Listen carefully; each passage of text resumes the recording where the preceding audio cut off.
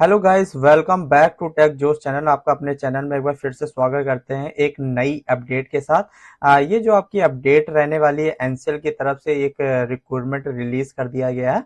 उसका fully notification को हम इस वीडियो के माध्यम से पूरा डिस्कस करने वाला है। इस नोटिफिकेशन में हम जानेंगे कि आपका कौन सी वैकेंसी को रिलीज किया गया है, क्या एलिजिबिलिटी क्राइटेरिया है, इसमें सिलेक्शन प्रोसेस क्या रहने वाला है, एप्लीकेशन फीस क्या रहेगी और आपका सिलेबस क्या रहने वाला है। इन्हीं सारी चीजों को हम डिटेल्स में जानेंगे। इसमें दो तरह की वैकेंसी को रिलीज किया गया है, उसी के बारे में हम लोग पूरे नोटिफिकेशन को पूरा ही डिस्कस करने वाले हैं कि एक्चुअल में इस नोटिफिकेशन में दिया क्या गया।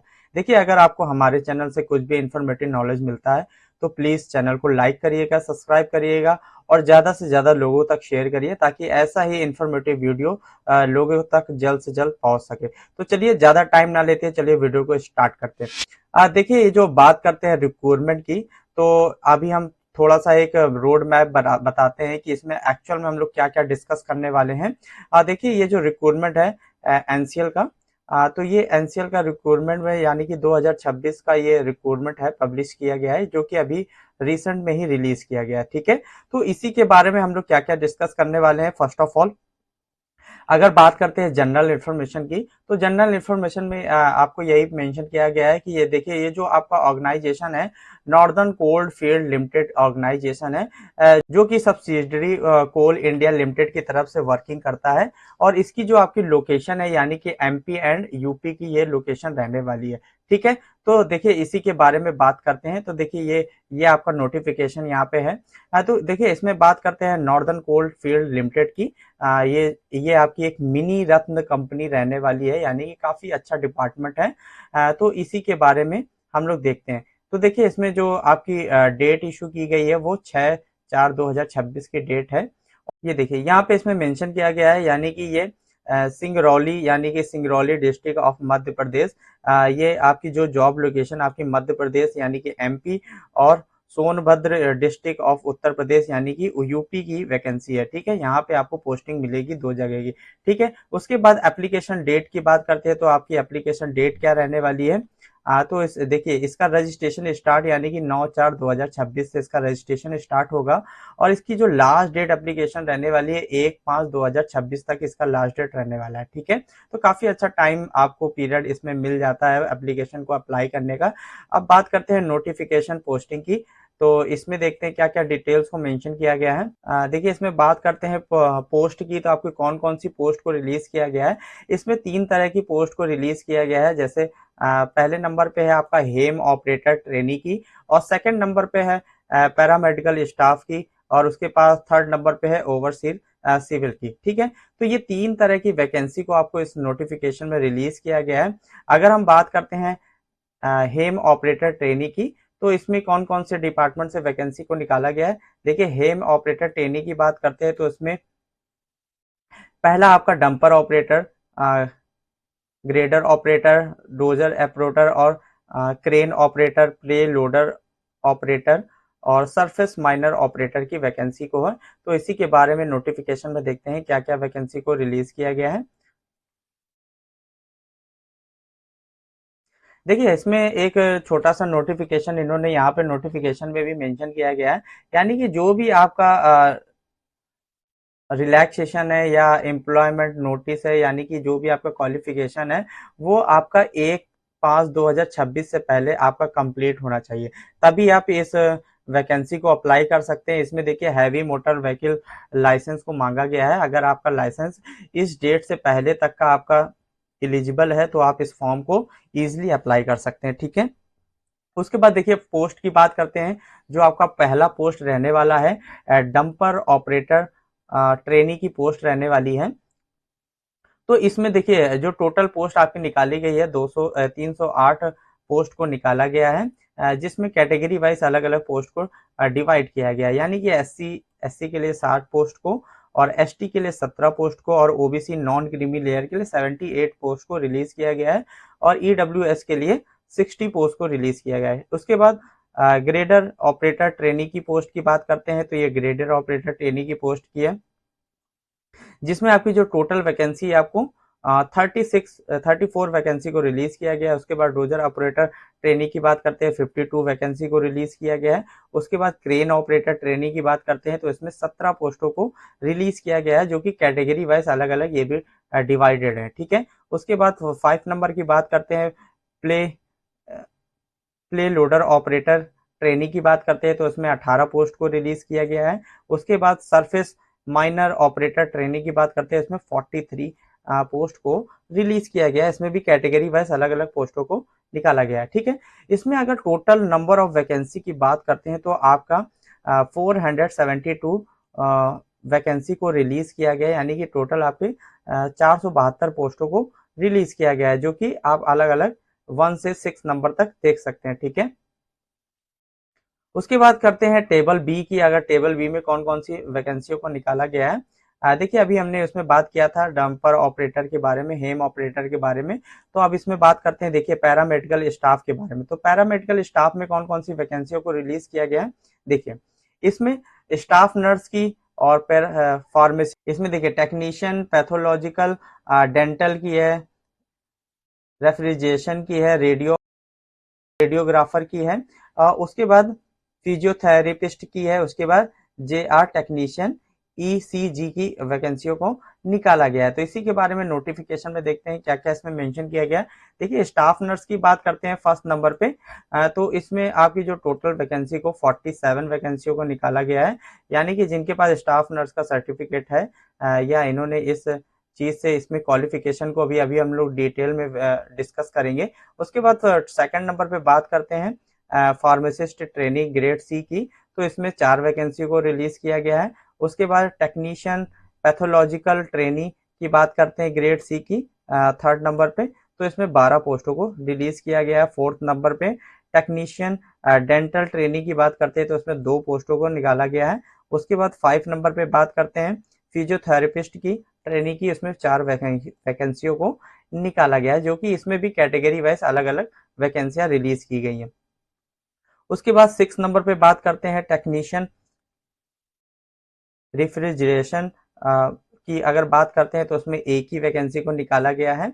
उसके बाद 7 नंबर पे बात करते हैं टेक्नीशियन रेडियोग्राफर की बात करते हैं ट्रेनी की, तो ये भी ग्रुप सी की वैकेंसी है, इसमें भी 3 वैकेंसी को रिलीज किया गया है। उसके बाद टेक्नीशियन ECG की अगर बात करते हैं तो उसमें 2 वैकेंसी, यानी कि कुल मिला के इसमें जो टोटल वैकेंसियों को रिलीज किया गया है 75 वैकेंसियों को रिलीज किया। उसके बाद आप टेबल सी की अगर बात करते हैं तो टेबल सी में सिर्फ एक ही ओवरसीर सिविल की वैकेंसी है, ये जो कि आपकी ग्रेड सी की वैकेंसी है, ठीक है। इसमें जो टोटल वैकेंसी आपकी 30 वैकेंसियों को रिलीज किया गया है, जो इसमें भी अलग अलग कैटेगरी वाइज वैकेंसियां हैं। अब बात करते हैं एलिजिबिलिटी की, तो एलिजिबिलिटी क्राइटेरिया आपका क्या रहने वाला है, क्या क्वालिफिकेशन को इसमें मांगा गया है। तो देखिए इसमें जो डंपर ऑपरेटर ट्रेनिंग की बात करते हैं तो इसमें आपका मैट्रिकुलेशन यानी कि आपका 10th पास आउट होना चाहिए, और सेकंड नंबर पे यानी कि आपके पास वैलिड HMV यानी कि heavy motor vehicle driving licence आपके पास होना चाहिए, तभी आप इस फॉर्म को अप्लाई कर सकते हैं। और इसमें साफ साफ मेंशन किया गया है, यानी कि आपका जो भी हैवी मोटर व्हीकल लाइसेंस है वो आपका 1/5/2026 से पहले पहले आपका कंप्लीट होना चाहिए, ठीक है। अदरवाइज आप इस फॉर्म को, यानी कि आपका लर्निंग लाइसेंस नहीं होना चाहिए, आपका जो परमानेंट लाइसेंस है वो 1/5/2026 से पहले आपका वैलिड होना चाहिए, ठीक है। अब बाकी अगर आपका रिन्यूअल नहीं हुआ तो उस केस में आप रिन्यूअल करा सकते हैं, तब भी आप इस फॉर्म को अप्लाई कर सकते हैं, ठीक है।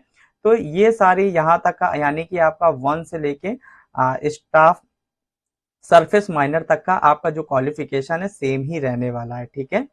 7 नंबर पे बात करते हैं तो स्टाफ नर्स ट्रेनी की, जो कि ग्रेड सी की वैकेंसी है, इसके लिए जो क्वालिफिकेशन मांगा गया है आपको 10th + 12 यानी कि आपका 10th होना चाहिए और 12th होना चाहिए।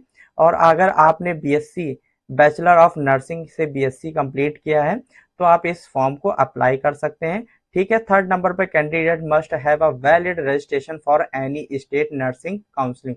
अगर आपने जो भी आपका नर्सिंग का सर्टिफिकेट है, यानी कि आपका एक वैलिड रजिस्ट्रेशन नंबर होना चाहिए, यानी कि ठीक है, तो ही आप इस फॉर्म को अप्लाई कर सकते हैं, ठीक है। उसके बाद 8 नंबर पे बात करते हैं फार्मासिस्ट की, यानी कि आपके पास 12th होना चाहिए विथ साइंस स्ट्रीम से, यानी कि आपने साइंस लिया और 12th में, उसके बाद डिप्लोमा होना चाहिए फार्मेसी से, तो आप इस फॉर्म को अप्लाई कर सकते हैं। ठीक है, उसके बाद कैंडिडेट शुड बी, यानी कि इस एक्ट के अंतर्गत आपका रजिस्ट्रेशन हो, मतलब कोर्स को आपने सर्टिफिकेट को इस एक्ट के अंदर अगर पूरा कंप्लीट किया है तो आप इस फॉर्म को अप्लाई कर सकते हैं। 9 नंबर पे बात करते हैं टेक्नीशियन फोटोग्राफी, तो इसमें आपको डिप्लोमा चाहिए पैथोलॉजी से। अगर आपने पैथोलॉजी से डिप्लोमा किया है तो आप इस फॉर्म को अप्लाई कर सकते हैं। 10 नंबर की बात करते हैं टेक्नीशियन की डेंटल की, तो आपके पास हाई सेकेंडरी होना चाहिए, इंटरमीडिएट होना चाहिए, प्लस डिप्लोमा आना चाहिए in dental technology from any institute, यानी कि किसी भी गवर्नमेंट इंस्टीट्यूट से आपका डेंटल का आपके पास अगर डिप्लोमा है तो आप इस फॉर्म को अप्लाई कर सकते हैं। 11 नंबर की बात करते हैं फिजियोथेरेपिस्ट की, तो भी आपके पास डिप्लोमा होना चाहिए फिजियोथेरेपिस्ट का, और मिनिमम आपके 3 ईयर का कोर्स होना चाहिए। ठीक है, फिजियोथेरेपिस्ट का जो भी कोर्स होता है वो आपका मिनिमम 3 ईयर का होना चाहिए, तभी आप इस फॉर्म को अप्लाई कर सकते हैं। 12 नंबर पे बात करते हैं टेक्नीशियन टेक्नीशियन की, जो कि ग्रुप डी की वैकेंसी है। इसमें आपका हाई सेकेंडरी स्कूल यानी कि 10th और 12th से भी आप भर सकते हैं। उसके बाद आपके पास डिप्लोमा होना चाहिए रेफ्रिजरेशन से, तभी आप इस फॉर्म को अप्लाई कर सकते हैं। 13 नंबर पे टेक्निकल रेडियोग्राफर की अगर बात करते हैं तो भी आपका डिप्लोमा होना चाहिए रेडियोग्राफर से, तो आप इस फॉर्म को अप्लाई कर सकते हैं। 14 नंबर पे बात करते हैं टेक्नीशियन ईसीजी, यानी कि आपका 10th होना चाहिए 12th होना चाहिए, 2 ईयर का एक्सपीरियंस सर्टिफिकेट होना चाहिए ईसीजी टेक्नीशियन इन अ हॉस्पिटल अंडर, यानी कि अगर आपके पास 2 ईयर का एक्सपीरियंस सर्टिफिकेट है किसी भी हॉस्पिटल से, तो ईसीजी का टेक्नीशियन का, तो आप इस फॉर्म को अप्लाई कर सकते हैं। ठीक है, उसके बाद 15 नंबर पे ओवरसीज सिविल की बात करते हैं, तो यानी कि डिप्लोमा होना चाहिए इन सिविल इंजीनियरिंग, यानी कि 3 ईयर का कोर्स का आपके पास सिविल इंजीनियरिंग का अगर आपके पास डिप्लोमा है तब आप इस 15 नंबर फॉर्म को भी अप्लाई कर सकते हैं। तो ये तो एक रोड मैप था जो कि मैंने आपको बता दिया, नोटिफिकेशन को डिस्कस कर दिया। उसके बाद हम चलते हैं अपने स्लाइड के ऊपर। तो देखिए ये सारी वैकेंसियां था जिसका आपने डिटेल्स में क्वालिफिकेशन के बारे में हमने डिस्कस कर लिया कि आपका क्वालिफिकेशन क्या क्या रहने वाला है, उसी के बारे में हम लोगों ने पूरा जानकारी को ले लिया है। उसके बाद देखिए आपकी अगर बात करते हैं तो आपकी जो एज मांगी गई है 18 से 30 ईयर के बच्चे इस फॉर्म को अप्लाई कर सकते हैं। ठीक है, उसके बाद बात करते हैं सिलेक्शन प्रोसेस की। तो सिलेक्शन प्रोसेस क्या रहने वाला है, इसमें देखिए आपका कंप्यूटर बेस्ड सीबीटी टेस्ट होगा जिसमें आपके 100 मार्क्स का क्वेश्चन रहेगा, जो कि आपका टाइम आपको मेंशन किया जाएगा 90 मिनट का। ठीक है, इसमें नो नेगेटिव मार्किंग है, मिनिमम क्वालिफिकेशन यानी कि 50% जर्नल और ईडब्ल्यूएस और 40% आपका रहना चाहिए। ठीक है, तो उसके बाद एप्लीकेशन अगर फीस की बात करते हैं तो आपका एप्लीकेशन फीस यहाँ पे जर्नल वालों के लिए और OBC non creamy layer EWS के लिए 1180 रुपए आपकी फीस रहने वाली है, और SC ST ESM PWD candidate के लिए कोई भी फीस आपको फिल नहीं करनी है। ठीक है, यानी कि आपको कोई भी फीस सबमिट नहीं करनी है। ठीक है, देखिए इन्होंने आप यहाँ पे मेंशन किया है, यानी कि आपका जो भी हेम ऑपरेटर या किसी भी वैकेंसी के लिए आप अप्लाई करेंगे तो आपके 10th में जो भी आप क्वालिफिकेशन लगा रहे हैं उसमें आपके जर्नल वालों के लिए 50% मार्क्स होने चाहिए, ओबीसी वालों के लिए 50% मार्क्स होने चाहिए, और एससी एसटी वालों के पास 45% मार्क्स आपके होने चाहिए, तभी आप इस फॉर्म को अप्लाई कर सकते हैं। ठीक है, देखिए अगर बात करते हैं हैंडीकैप बच्चों के लिए स्टूडेंट के लिए, तो वो अपने कैटेगरी से हिसाब के यहाँ पे उनको नोटिफिकेशन को मेंशन किया गया है, वो अपना इस नोटिफिकेशन को वीडियो को पॉज करके पढ़ सकते हैं। ठीक है, उसके बाद देखिए पे स्केल की अगर बात करते हैं तो जो आपका पे स्केल रहने वाला है ग्रेड कैटेगरी 1, यानी कि जो आपका डेली रेट आपका रहने वाला है बेसिक पे 1500 रुपए लगभग आपका पर डे का पे स्केल रहेगा, यानी कि आपके 45 से 50,000 तक का आपका सैलरी मिलेगा। इसमें आपको रिक्स अलाउंस भी प्रोवाइड किया जाता है, काफी सारे अलाउंसेस ऐड हो जाते हैं जिसकी वजह से ये वैकेंसी बहुत अच्छी वैकेंसी हो जाती है, यानी कि इसमें पे स्केल काफी अच्छा प्रोवाइड किया जाता है। ठीक है, 6 नंबर तक। उसके बाद बात करते हैं 7 से 8 नंबर पे जो आपको पे स्केल रहेगा मंथली रेट। देखिए पर मंथ आपको 47,000 से लगभग आपको 47,000 पर मंथ आपको दिया जाएगा। ठीक है, जो कि आप ग्रुप डी की अगर बात करते हैं तो देखिए अगर आप बात कर लेते हैं एज रिलैक्सेशन की, तो आपको एज रिलैक्सेशन क्या प्रोवाइड किया जाएगा, यानी कि अगर आप 18 से 30 ईयर के हैं तो आप इस फॉर्म को अप्लाई कर सकते हैं। ठीक है, जो भी आपका एज क्राइटेरिया क्वालिफिकेशन क्राइटेरिया और आपका जो HMV heavy vehicle motor vehicle licence है वो आपका एक डेट से पहले यानी कि 1/5/2000 से 26 से पहले पहले आपका कंप्लीट हो जाना चाहिए। यही सारी चीजें आपको एज रिलैक्सेशन में भी रखनी होंगी, यानी कि 1 तारीख से पहले पहले आपका एज मतलब 18 से 13 ईयर तक का आपका रहना चाहिए, ठीक है। अदरवाइज आप इस फॉर्म के लिए एलिजिबल नहीं होंगे, यानी कि जनरल वालों के लिए नो रिलैक्सेशन, ईडब्ल्यूएस के लिए नो रिलैक्सेशन, एससी एसटी के लिए 5 साल का रिलैक्सेशन प्रोवाइड किया जाएगा, ओबीसी नॉन क्रीमी लेयर के 3 ईयर का रिलैक्सेशन प्रोवाइड किया जाएगा, पीडब्ल्यूडी यूआर के लिए 10 ईयर का relaxation, PWD OBC non creamy layer के लिए 13 साल का रिलैक्सेशन, पीडब्ल्यूडी एससी एसटी के लिए 15 साल का relaxation as a government rule आपको प्रोवाइड किया जाएगा, ठीक है। देखिए अब यहाँ पे देखिए इसमें एप्लीकेशन फीस को भी यहाँ पे मेंशन किया गया है, यानी कि आपकी जो एप्लीकेशन फीस रहेगी 1000 रुपये एप्लीकेशन फीस है, और आपका जीएसटी मिला के 180 रुपीज आपका जीएसटी, यानी कि टोटल आपको 1180 रुपये पे करने हैं। जो भी जर्नल और ओबीसी नॉन क्रीमी लेयर या ईडब्ल्यूएस से बिलोंग करते हैं तो उनको 1180 रुपये पेमेंट करनी होगी, ठीक है। और S C S T EWS के लिए कोई भी फीस को इसमें मेंशन नहीं किया गया है, ठीक है। सिलेक्शन प्रोसेस की देखिए बात करते हैं, सिलेक्शन प्रोसेस भी हमने बता दिया कि आपका कैसा क्या रहने वाला है। देखिए ऑल नोटिफिकेशन पोस्ट यानी कि आपका मैक्सिमम 100 मार्क्स का क्वेश्चन पेपर रहने वाला है, जिसमें तो देखिए अब अगर सिलेक्शन प्रोसेस की बात करते हैं तो आपका सिलेक्शन प्रोसेस क्या रहने वाला है, सिलेबस क्या रहने वाला है, उसी के बारे में जानते हैं। तो देखिए जो टेक्निकल नॉलेज यानी कि आपका जो रहने वाला है उसमें 70 मार्क्स के आपके टेक्निकल नॉलेज के क्वेश्चन पूछे जाएंगे। उसके बाद बाकी जो आपका 30 मार्क्स है वो जनरल अवेयरनेस से रहने वाले हैं, यानी कि जनरल अवेयरनेस में यानी कि जिस भी ट्रेड से आप फॉर्म को अप्लाई करेंगे उसमें 70 मार्क्स आपके ट्रेड से रिलेटेड पूछे जाएंगे, मतलब टेक्निकल नॉलेज से पूछे जाएंगे। उसके बाद जो आपके 30 मार्क्स है उसमें जनरल नॉलेज रहेगा, रीजनिंग रहेगा, मेंटल एबिलिटी और क्वांटिव एप्टीट्यूड का यानी कि क्वेश्चन 30 मार्क्स के पूछे जाएंगे। तो ये तो फुली नोटिफिकेशन डिस्कशन था जिसमें हमने सारी चीजों को डिटेल्स में जान लिया, एप्लीकेशन फीस क्या रहने वाली है, क्या सिलेक्शन प्रोसेस रहने वाला है, कितनी पोस्टों को रिलीज किया गया है, सारी चीजों को मैंने एक ही नोटिफिकेशन में पूरा एक ही वीडियो में डिस्कस कर दिया है। तो अगर आपको हमारे चैनल से कोई भी इंफॉर्मेटिव नॉलेज मिलता है तो प्लीज चैनल को लाइक करिएगा, ज्यादा से ज्यादा लोगों तक शेयर करिए ताकि ऐसी ही नॉलेज उनको, ज्यादा टाइम ना लेते हुए वीडियो को यहीं पे क्लोज करते हैं। मिलते हैं नेक्स्ट वीडियो में नई इंफॉर्मेटिव नॉलेज के साथ। जय हिंद, जय भारत।